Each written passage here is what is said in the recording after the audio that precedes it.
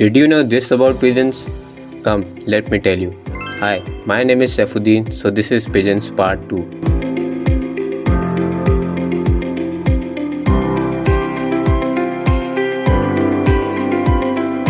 लोग अक्सर सोचते हैं कि कबूतर एक मामूली परिंदा है, but honestly pigeons are very smart and sharp. ये परिंदे लोगों को और जगहों को सालों तक याद रख सकते हैं। In the old days, pigeons were used to deliver messages from one place to another. Pigeons are very social and calm birds.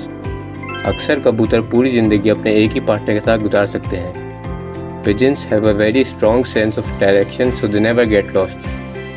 कबूतर अपने बच्चों का बहुत ख्याल रखते हैं और उनकी परवरिश करते हैं। दुनिया में कबूतर की 350 से भी ज़्यादा स्पीशीज़ पाई जाती हैं। आज के लिए इतना ही, मिलते हैं अगली दफ़ा। अल्लाह हाफिज़।